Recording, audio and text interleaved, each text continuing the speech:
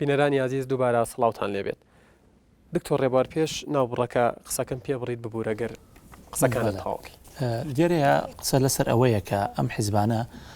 بوونیان وەکووتمان کە حاڵتێکی ئاساییەوە تعبیرە لە بوونی فرە حیزبی لەو کۆمەڵگایە و مەشتێکی ئاساییە، بەڵام ئەوەی کە نەئاسایی ئەوەیە کەم حیزبانە بەردەوام لە تەراجوع بن، نەتوان لە گەمە دیموکراسیەکە بەشدار بن و هەربی ژمێرن. بەمانایەکی تر پێیان وا بێ کە ئەمانە بێ حیزبی هەتایی بن، ئەگە هەر دەنگیشان کەم کە هەر بمێنن و تا یەک نەفەرما بێ هەناسەیەکی تابێ بێبان لە ڕاستی ئەوان نییە. لە وڵاتان حیزبەیە بۆ زەمنێک دوای کۆتایی پێکە ئازانێت جەماوەری قایدی جەماوەری یانەی گۆڕێ بە حیزبێکی تر، یانەی گۆڕێ بە تەوەجوهێکی تر، یان ئەچێتە نێو حیزبێکی سیاسی ترەوە زۆر ئاسایە لەو حاڵەتانەیە. حەزەکەم لێرە کۆمەڵێک ئەرقام ژمارە بخینە ڕوونگە خزمەت بە ئیشەکە باشتر بکات. یەکەم بۆ نمونە لە ئاخیر هەڵبژاردنە کە کراوە لەسەر ئاسی پەرلەمانی کوردستانە، تەماشا بکە لەو قایمەی کە لە بەردەستایە لەو لیستەی کە هەمانە لە حیزبە ئەمریکا ناومان بردوە لە نێوان دووکەوانەیە بە حیزبی بچووک، لە ڕاستیە تەنها سێ حیزبیان لە ئەمەلی ئینتیخابیە بەشدار بوون بە فعلی، ئەویش لەگەڵ ئەوەی کە دوانیش لە ناو یەک لیستا لە ناو لیستی خزمەتگوزاری و چاکسازیە هەبوون کە دیارەکێوکیان. لێرەیە ئەمە بە مەجموع کاتە 5 حیزب لە کاتێکە ئەم ژماری ئەم حیزبانە 37 حیزبە، ئەی 32 تری لەکوێ؟ ئەی تۆ بۆ منحایی بە 32 حیزب لە کاتێکە ئەم 32 حیزبە نایەنە عملی دیموکراتی. قسەیەکت لەسەرەوە کرد کە ئەم حیزبانە ئەگەر هات و قاعدەی جەماوەریان و لایەنگیر و هەواداریان بەرەو نەمان چوون، یاخود گەر بتوانین بەکاری بێن بەرەو پوکانەوە چوون، ئەوانیشتر تەواو نمونە هەیە لە جیانە کە حیزبەکە نەماوە. هەست ناکەی گەر ئەم حیزبانە کە قاعدەیان بچووکە بێتەوە کەمە بنەوە خۆیان تەحلیل بکەن و ینی نەمێن تەفکیک بن، ئەمە کاریگەریە بێت لەسەر دیموکراسی و لەسەر تعدودی حزبی لە هەرێمی کوردستان. شتێکی زۆر ئاساییە، ئەم حیزبانە ئەتوانن یەک بگرن، خۆ بە تەنها ڕێگا هەڵوەشانەوە نییە، ئەتوان چەند حیزبێک بگرن، ئەم بە ڕێزان لە جیاتی یەک بگرن دابەشە بن، یعنی لە جیاتی چەند حیزبێک یەک بگرن، حیزبێکی دیاریکرا و دروستکەن کە قاعدەی جەماوەریەکانیان تێکەڵکەن، ژمارە و نفوزیان زیاد بکە، بێنە پەرلەمانەوە بە لەگەر پێشتر بە نیو کورسییان بەرنەکەوت و ئەمجارە 2 کورسیان بەربکەوێ، بێن لە عملی ئینتیخابیە بە شێوازێکی تر بەشدار بن، دێندا لە دابەشبوونیشیانە هەر لایەنەکانی دەسەڵاتەکەن بە ئەوە کەواتە یعنی چی؟ کەواتە ئەگەر ئەوە بیانوو بێ کەواتە یعنی سیاسەتی ئەم حیزبانش سەربەخۆنی نەک میزانیان، چۆن حیزبێک نە سیاسەتی سەربەخۆی بێ و نە میزانی سەربەخۆ بێ، ئەمێنێت حەزەکەم یەک ژمارە بەڕێزت بڵێم، یەک ژمارە لە ساڵی 1992 کە ئینتیخابات کراوە لە پەرلەمانی کوردستانە، یەکێتی دیموکراتی کوردستان و حیزبی شیوعی و بێلایەنەکان 21123 دەنگیانێنەوە. لە 2005 کە ئینتیخاباتی دووەم کراوە، خۆمان زین لەو بینەیە شەڕی ناوخۆبوو نەکراوەوە، لیستی زەحمەتکێشان و سەربەخۆکان 20585 دەنگیانێنەوە. لە ئاخر هەڵبژاردنە کە لە ساڵی 2025 حەوت کراوە، لیستی ئازادی عەدادی کۆمەڵایەتی 15000 دەنگی لەگە 15028 دەنگیانەوە، کە ئەکاتە 0.8 ناشکاتە لە یەک کورسی، ئەکاتە 0.8 کورسیەک. باشە دوای بینیمان لەبەر دێ تعدیلات بوو بە کورسیەک. باشە ئەم تەراجوعە لە کاتێکە لە ڕێژەی بەشداریکردنی حیزبەکان لە ئاخیر قایمەیە کە قایمەی ئازادی عەدادی کۆمەڵایەتی ژمارەیان زیاتر بوو لەوانی پێشووتر. باشە بۆچی ئەم تەراجوعە، بۆچی ئەم هاتنە دواوێ؟ دکتۆر زۆر بە کورتی پێت وایە گەر بودجێ ئەم حیزبە بچووکانە ئەوانەی کەوتت قاعدەی جەماوەریان بەرەو لە ناوچوونە ئەچێت و کەم بۆتەوە، گەر بودجێیان ببڕێت ناچار بن کە هەمویان لە حزبێکی کاریگەرە خۆیان کۆ بکەنەوە، زۆر ئەبێ خۆیان بڵێ ئەگەر بودجێیان کەم بکرێتەوە، من پێم وانی هەرگیز هیچ حیزبێکە بێ لەم حیزبانە لە 400 ملیۆنەوە ئامادە بێ ئەگەر بە کورسی بێ 50 ملیۆنی بنێ، باوەڕ ناکەم یەک ڕۆژ ئامادە بێ بەریگرێ، ناتوانێت بارەکەەکانی بەڕێوەبا ناتوانێت کەسەکان ئیداری حیزبەکە بکەن. بەڵ کاک تا کۆمنتی تۆ لەسەر قسەکانی دکتۆر. پێشەم شتێ من دەمەویست لەوە دەست پێ بکەم، ئەو کاک دکتۆریش باسی کرد و جەنابتیش لە مقدیمەی بەڕامەکە باس کرد، حزبی بچووک و حزبی گەورە. مەفهومی یان تێگەشتنی من یان خوێندنەوەی من بۆ حزب لە نێوان دوو کەوانەوە کاک دکتۆر وتی بچووک و گەورە نییە. ئێستا لە کۆمنتەکانی پێشەوە گوێمان لێبوو یەکێک لەو بەڕێزانەوتی ئەو ئیمکانێتە هائیلەی کە لە بودجەی گشتی خەڵک لە بەردەستی پارتی و یەکێتیایە کە دوو حزبی دەسەڵاتدارن لە وڵاتە، ڕوبعی ئەوە بخرێتە بەردەستی ئەم حزبانەی ترکە ئەوان ناوی لێدەنن حزبی بچووک، من پێم وایە ناڵم دەگەنە ئاستی پارتی و یەکێتی، بەڵام نسبەی دەنگەکانیان کەیسە کاک دکتۆر ئاماژەی پێکرد 2 قات و 3 قات و 4 قات و 5 قات بەرز دەبێتەوە. بۆیە حزبی بچووک و حزبی گەورە نییە. حزبێک ئەگەر پرۆژەی گۆڕانکاری هەبێ، حزبێک ئەگەر پرۆژەی کۆمەڵایەتی هەبێ حزبێک ئەگەر پرۆژەی ئابووری هەبێ حزبێک ئەگەر پرۆژەی ئایندەی هەبێ ئەمە حزبە ئیترەوە نیە ئەمە حزبی بچووکە ئەوش حزبی گەورەیە حزبی گەورەش هەیە بەڵام دکتۆر وتی دوای 20 ساڵەوە ڕێژەکەتان بە چەند لیستێکەوە دابەزیوە بۆ 50 کۆمنتم لەسەر ئەو ڕقەمەشەیەکە بەڵێ لەو حزبە گەورانە ڕەنگە ئەگەر ئەو ئیمکانەتی کە لە قوتی خەڵک لە بودجەی خەڵک لە سەروەتی نیشتیمانی ئەم وڵاتە لە بەردەستی ئەوایە لە بندستی بکەرەوە لەم حزبانەی ئێستا لە ڕووی دەنگەوە بچووکتر ببنەوەی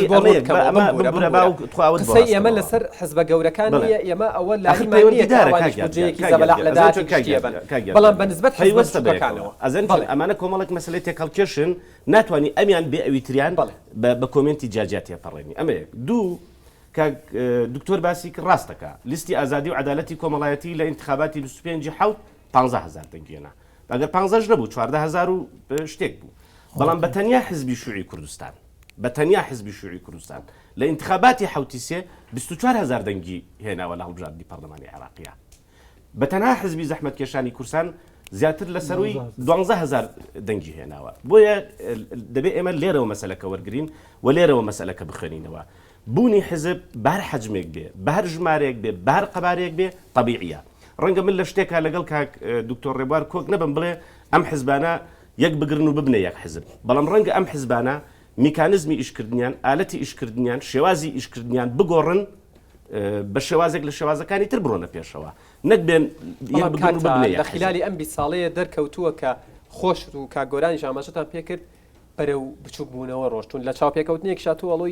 تووەڵی چەپەکان لە کوردستان بەرەو لاوازی ڕۆشتون کەواتە کەی ئەم میکانیزمەدان ئەمە زۆر ڕاستە ئەمە زۆر دروستە لە چاوپێکەوتنێک بوو لە ڕۆژنامەی هاوڵاتی من باسی ئەوم کرد و ئێستش قەنەعەتم وایە هێز و لایەنە چەپەکانی کوردستان پەرش و بڵاون پێویستیان بەوەیە دانشن لەسەر مێزی گفتوگۆ پێویستیان بەوەیە خۆیان قوتارکەن لەم پەرش و بڵاویە و پێویستیشیان بەوەیە هەتای ئاعتیماد نەکەنە سەر بودجەی حکومەتیان ئەو منحەیە کە حکومەت پیان دەدا وەکو کاک ڕێبواروتی لەو قسەیە ڕاستە سبەینێ بەپێی یاسا بودجەی ئەحزاب ڕێکخرایەوە بۆ نمونە حزبی شوعی کوردستان 50 ملیۆنی پێدرا 100 ملیۆنی پێدرا 150 ملیۆنی پێدرا یخۆ ئەو کاتە دەبێت ئاعتیماد بکاتە سەر ئەو قاعیدە حزبی و جەماوەرەی کە خۆی هەیەی کاتێک ڕۆژتە ئینتیخاباتەوە دەبێت ئاعتیماد بکاتە سەر خۆی دەبێت ئاعتیماد بکاتە سەر پیتاک شتێکی باس کرد کاک ڕێبوار ئێستا لە هەموو دنیا دوو شێوە هەیە ڕاستەکە لە وڵاتی وە هەیە ئەسڵەن ئەحزاب بودجەی پێ نادرێ بەڵام لە وڵاتی وە هەیە دیموکراتی و فرەحزبیشە و ئەحزابیش بودجە وەردەگرێت بەڵام ممکنە ئەوەی کە وەری دەگرێت بەو حەجمە نەبێ بەو قەبارەیە نەبێ کە لەلای بەستن بە چ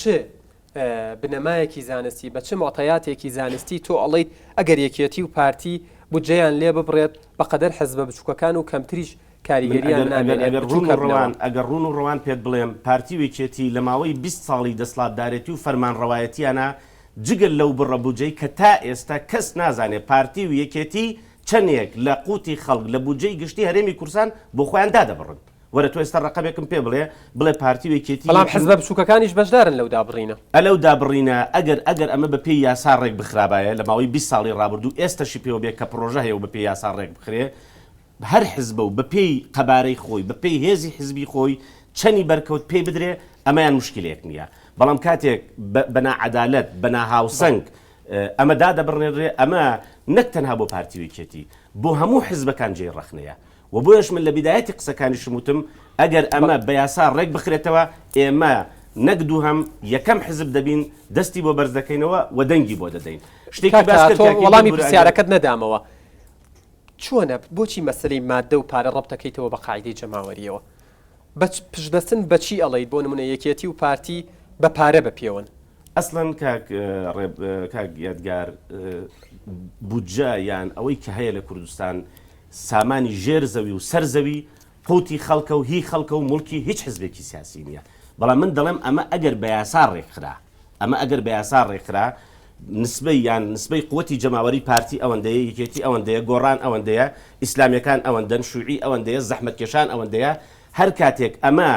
اتفاقی لەسەر کرا و هەر کاتێک ئەمە بوو بە یاسا لەم منزورەوە دەڵێم لەم ڕوانگەیەوە دەڵێم ئەو کاتە هەموو حزب و هێز و لایەنە سیاسیەکان دەبێت قبولیان بێ و تەنانەت ئێستا لە ناو پەرلەمان کە ئێمە بەڕاستی ڕەنگە بە شکلێک لە شکلەکان ئەم تێپەڕان نەش مەقبول نەبێ باسی تەنانەت تەوافقەکرێ لەسەر ئەم مەسەلەیە ئێستا ئەگەر مەسەن بۆ نمونە پارتی وەکێتی بخە دەرەوەی باز نەکە بڕۆ لەگەڵ یەکگرتووی ئیسلامی گفتوگۆ بکە لەگەڵ کۆمەڵ قسە بکە لەگەڵ بزوتنەوەی گۆڕان قسە بکە مزایدەکردن هەیە بەم مەسەلەیەوە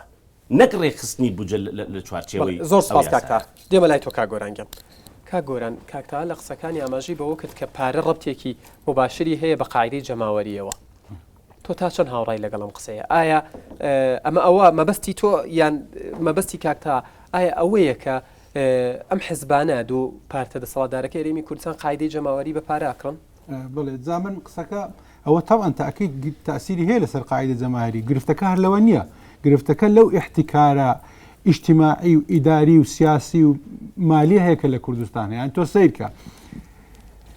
زانکۆکان سەیری هەرچی مؤسساتێکی ئەو دەوڵەتە دەکەی بە حزبی کراوە دیارە ئەو بە حزبیکردن بۆ حزبی زەحمەتشان و حزبی شوعی نییە کەواتە ئەوە کاریگەری لەسەر بنکەی جەماوەری حزبەکانی کە هەیە بە شێوەیەک لە شێوەکان مەسەلەی کۆمنتێکم لەسەر قسەکەی دکتۆر هەیە طبعا زۆر تەبیعیە بودجە بۆ حزب بدرێت و ئەگەر نا لە وڵاتێکی وەکو کوردستانە ئەگەر حزبت هەموو خنکان بودجە لێ بڕی پرۆگەمە سیاسەکە تەواو دەبێت چونکە حزبێک ئەگەر ئیمکانەتی نەبوو دەستگایکی ڕاگەاندنی نەبوو خۆی ئەلانکە چۆن دەژێ خۆ ئەمریکانیە بزنسمانەکان بمبورە زۆر بە کورتی چووکە کاتی میوانەکانن بەڵێ بزنسمانەکان پارە کۆکەنەوە حزب بەڕێوە بن بۆیە تەسەوڕ دەکەم پێویستە حزب حکوومەت بودجە بدا بە حزبەکان بەڵام مشکلی هەرە گەورە لەوەدایە ڕێخستنی ژیانی حزبایەتی ڕێک نەخراوە بە یاسا یعنی بۆ نمونە ئەو هەموو حزب هەیە منش لەگەڵ دکتۆرم ئەگەر حزبێک لە دوو انتخاباتە 100 دەنگی هەبوو بۆ ئیجازەی پێدەدەی بۆ بە ناوی حزب بچووک حزب بچووکانی حزبەکانی کەشی پێسووی دەکەی مەفروزە حکوومەت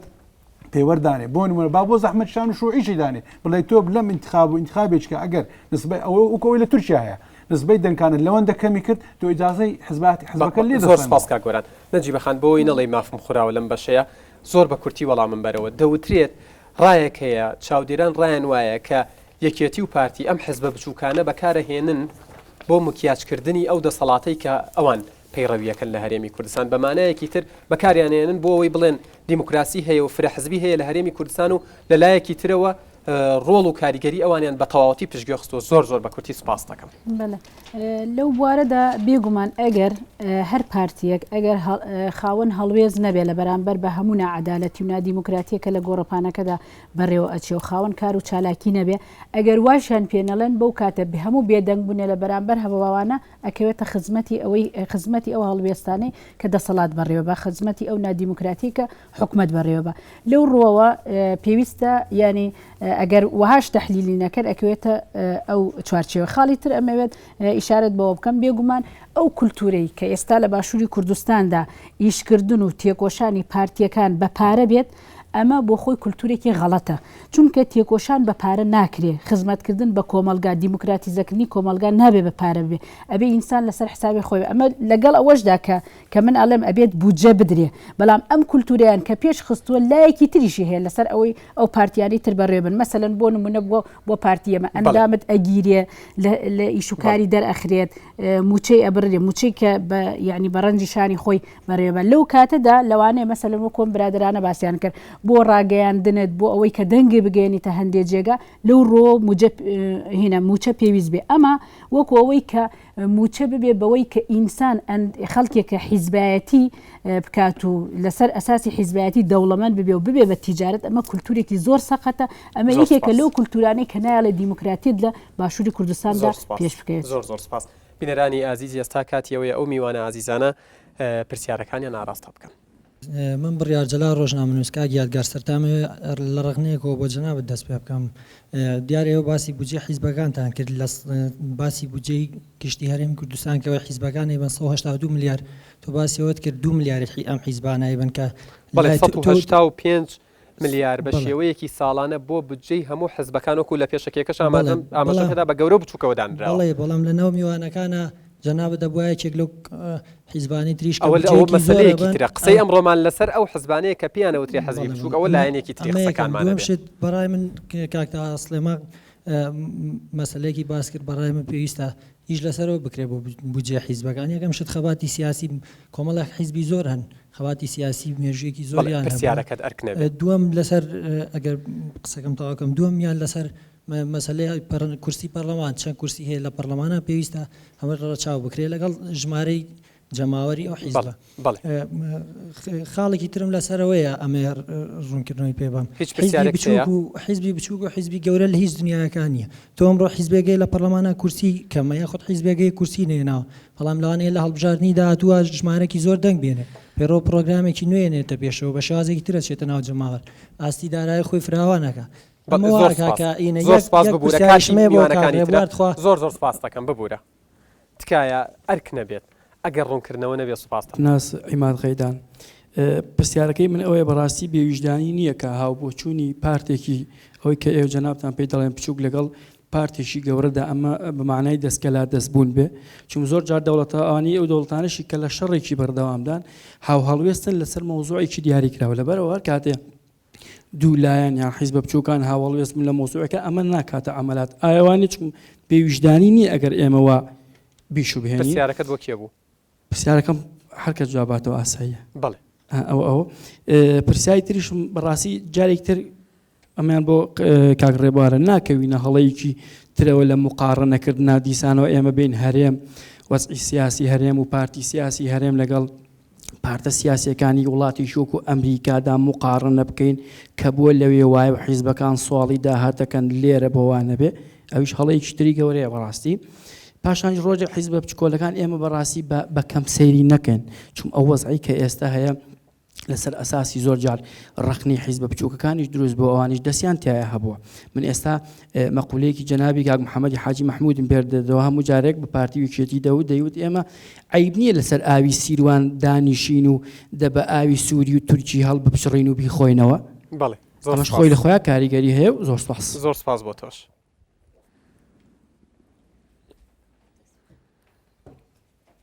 بەندی تاهر یەک لەحظە ئێستا خۆم پێتەڵێم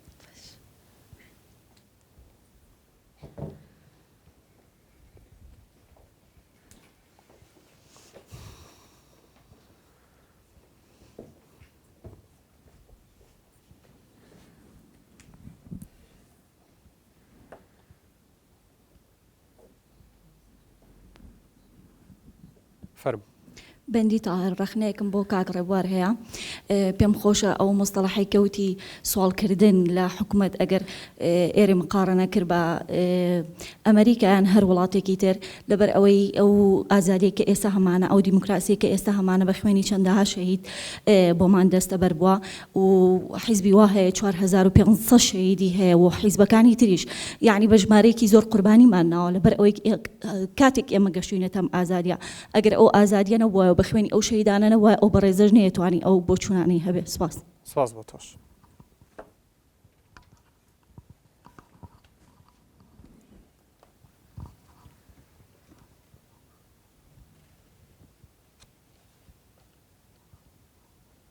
فەرموو سپاس وەڵام من کۆمنتێکم لەسەر قسەکانی جەنابیان هەبوو ئێوە بەڕێزانە ئایا ئێمە ئەکرێت تەنها بە ئەوە بڕۆین بەڕێگاوە کە چۆن ئەڵێ تەنها بۆ بێکە ئەم حیزبانە ژمارەیەکی کەم دەنگیان هەیە یاخود لە پەرلەمانە کورسیان کەمە ئەی بۆ ئێمە نین سەیری مێژوو ئەمە حیزبانەکەین سەیری ئەوەکەین کە هەر لە ئەوڵی دروستبوونەوە لە ئەوڵی دروستبیانەوە کە ئەم حیزبانە دروست بوون چەندین شەیدیان ناوە چەندین قوربانیان ناوە قسەی ئێمە بۆی مەسەلەکە ڕوون بێ لای هەموو برادەران قسەی ئێمە لەسەر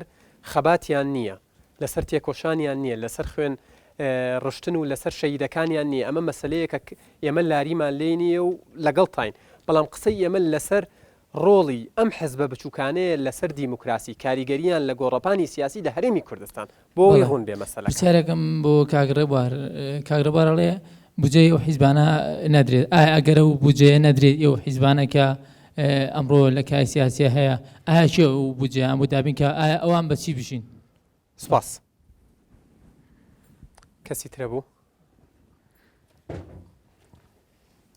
نەبەز جەمال یەک لەحزە گیانەکەم ئێستا پێتەڵێم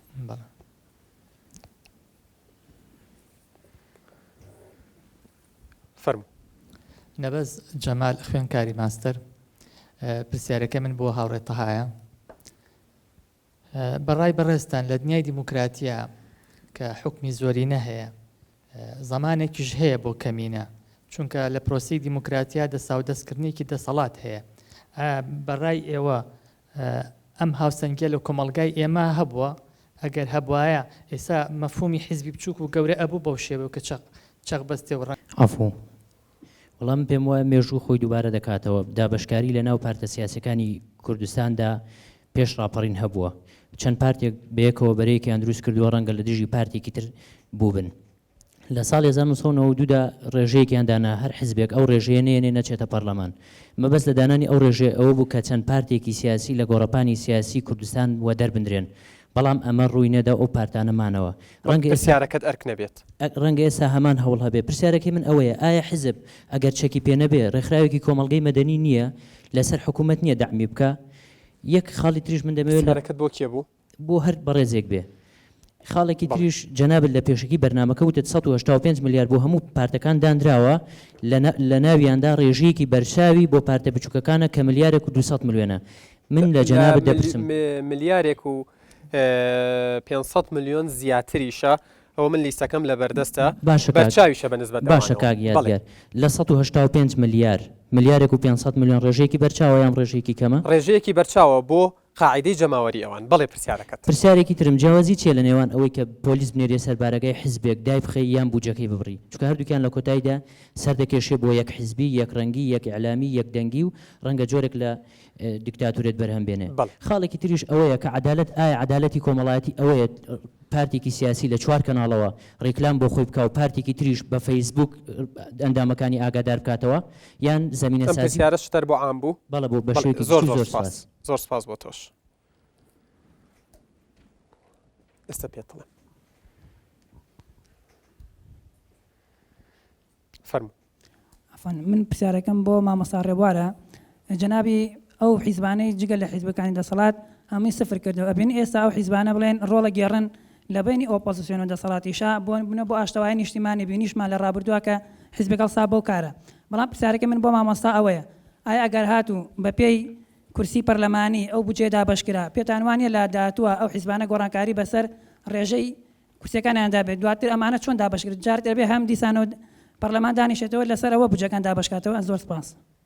سپاس بۆ تۆش پرسیارەکە ڕوون بوو دکتۆر سپاس من لاچم لێرەوە فەرموو بەڵێ پرسیارەکەم بۆ کاگۆرانە کە دەڵێت دەبێت حیزب بودجێ هەبێت ئایا ئەو کاتە ئەو حیزب بودجێ هەبێت لایەن دەسەڵاتدارەکان نابێتە ژێر دەستەیەک بۆ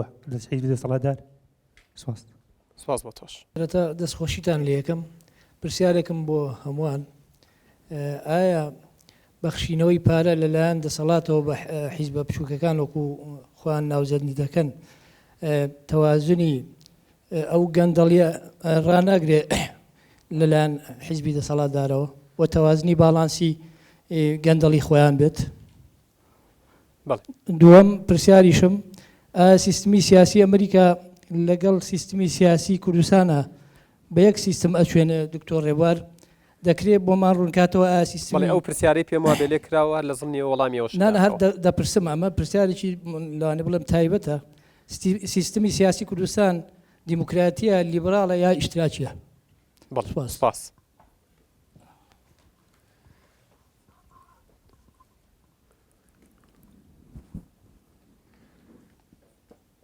فەرموو کاروان سابیر پرسیارێکم هەیە بۆ کاگۆران حزبی بچووک دەرگای بچووک بەسەر ماڵی گەورەدا دەکاتەوە ئێوە پێتان وایە توانیوتانە ئەو دەرگایە بکەنەوە دروشمەکانتان بگەێنە ئاستێک ئەگەر خۆشتان نەبن دەسەڵات و دروشمەتان بۆ جێبەجێ بکات سپاس پرسیارێکی من بۆ مامۆستا ڕێبوارە یەک دقیقە فەرموو پرسیارەکەی من بۆ مامۆستا ڕێبوارە سپاس بۆ کاتەکەشتان برادران زۆر شتیان باس کرد منیش پرسیارێکی بچووکمەی لەسەر بژدەی ئەحزابەکان بژدەی حیزبەکان کە ئێستا بووەتە مشتومڕێکی گۆر و کاک تاژ باسی ئەحزابەکانی کرد من بۆ مامۆستا ڕێبوار دەڵێم مەڵم لە چه دنیایەکی دیموکراسیدا بژدە بەکار ناهێنرێ بۆ هەڵبژاردن بۆ ئەحزاب عین تۆ چی ئەەکەیت ئەمڕۆ ئەم پڕ سەروەری و پڕ مێژووی پڕبانێکی نەتەفاسیلی مەوزوعە سەروەری و خەباتی ئەم حیزبانە بسڕێتەوە وەکو برادەرەی شارتی پیاکە زەربی سەفر کرێ خۆ ئەو خوشکە لە دەرەوەی هینی شایە لە دەرەوەی حکوومەتی شایە و نیمچە معارزەیەکی شێ پێم وایە قسەکانی خوشکە نەجیبە باشتر بوو بەنسبەتی ئەحزابی سیاسی ئەمڕۆ ئەی ئەو مێژویان کولتوریان ئەی پامی ئاشتیان ئەو هەموو ڕەنج و تێکۆشان و خەباتە با زۆر لەسەر شتەکانەوە حەزگەم کە ڕێبوار ڕوونکردنەوەیەک لەسەر ئەو بوژدەی ئەحزابانە بە ئەحزاب ئەگەر بوژدەی لێ ببرێ چی بکات یعنی ئایا ئەم گەندەڵی و ناعەدالەتی و ناکۆمەڵایەتی کە لە وڵاتی ئێمە دروست بووە خەریکە خاک و ئاو نیشتیمانمان لەبیرە باتەوە مەسەلە بوژدەی ئەحزابی بچووکە یاخود حیزبی مقصیرەکان حیزبی بچووکەکانن بەڵێ سپاس بەبەستت گەیشتووە سپاس منیش یەک دقیقە فەرموو دەستخۆشی و بەرنامەتان یەکەم پرسیارم بۆ نەجیبەخان هەیە ئایا ئەوانش هەر حیزبێکی سیاسی لەناو پارچەی کوردستانانین بەشیان نییە کە لە ڕووی یاساییەوە مافیان پێ بدرێ و بودجەشیان هەبێت ڕوونکردنەوەیەکمان بۆ داوەکو نەجیبەخان خاڵێکی تریش پرسیارم بۆ کاکتەها هەیە ئایا کە مێژوویەکی کۆنیان هەیە لە دامەزراندنی حیزبی شیوعیە ئایا بۆچی نەگەیشتونێتە ئاستێک کە بگەنە دەنگی خەڵکو و کە ببنە حیزبێکی گەورە و کە پەروەردەیەک و بڕوا بە خوبوونێک هەبێت لەناو حیزبی شیوعیدا بتوانن کە پێگە و ڕێگەی خۆیان هەبێت ئەنجا وەکو هەر بۆ کاکتەهاژ ئایا ژن چەند ڕۆڵی هەبووە لەناو حیزبی شیوعیدا یعنی چەند بە ڕەنگی خۆی و بە ئیرادەبوونی خۆی کاری کردووە لەناو حیزبی شیوعیە کە خۆی بە حیزبێکی چەبەزانێ زۆر سپاس چەند کەس ماوە پرسیار بکە بەس ئەو کاکە ئێمە یەک کەس ماوە فەرموو ڕاپرسیار یەکەم بۆ کاکتەهایە 4 ملیۆن دینار بۆ حیزبی شیوعی ئایا کاکتەها هیچ ئەفو ناو چی بوو بەختیار بازیانی بەڵێ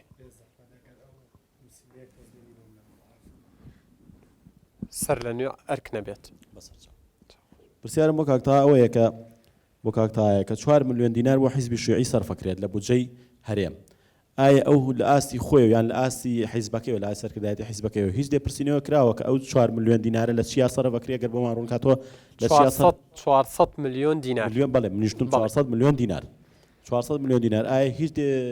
بەدوادەچوونێکیان کردووە کە چۆن سەرفەکریان هیچ کەسێکیان لێ ئاگادار کردووە پەرلەمانی هەرێمی کوردستان لێ ئاگادار کردووە کە چۆن سەرف دەکرێت لەویا و دوای ئەوە هەر بۆ حیزبە بچووکەکان یعنی کە ئەو حیزبانی کە بە بچووک ناودەبرێن بەڵام ئەو حیزبانی کە بودجە لە هەرێمی کوردستان وەردەگرن ئایا ئەو حیزبانی کە بودجە لە هەرێمی کوردستان وەردەگرن بەڵام هەتا چەندێک بۆ میلەتیان بۆ ئەو گەلیان ڕوونکردەوە کە ئەو بودجێ لە چی ڕێگایەک بۆ پەروەردەکردنی چی بەکاریان هێناوە لە چیا سەرفیان کردووە چیا سەرفیان نەکردووە بەس بەتەنها یعنی لە داهاتی بودجەی خەڵک چونکە ئەو داهاتی بودجەی پرسیارەکەت زۆر ڕوونە بەڵێ عەفوو دەستت خۆش بێت پرسیاری چ کام ماوە بەڵێ بۆ دکتۆر ڕێبوار ئەوەی کە گوتی کە حیزب بچووکەکان چاوەڕوانی مەرحەمەتی حکوومەتە من پێم وایە چاوەڕوانی مەرحەمەتی حکوومەت نین بەڵکو چاوەڕوانی مەرحەمەتی پارتی وێچێتین بۆ ئەوەی کە بجێیان بداتێ نەکو حکوومەتی هەرێم چونکە حکوومەتی هەرێم بڵێم عەفوو پەرلەمان خۆی وتی حکوومەتی هەرێمی و پارلەمانیش لەلایەنێکێتی پارتیەوە بەڕێوە دەبێت لەبەرەوەی پەرلەمان خۆی چاوەڕوانی مەرحەمەتی پارتی وێچێتیەکە بجێ بدرێتێت چونکە نەکەوە پارتی وێچێتی بجە دانێ نەکو زۆر سپاس زۆر سپاس باش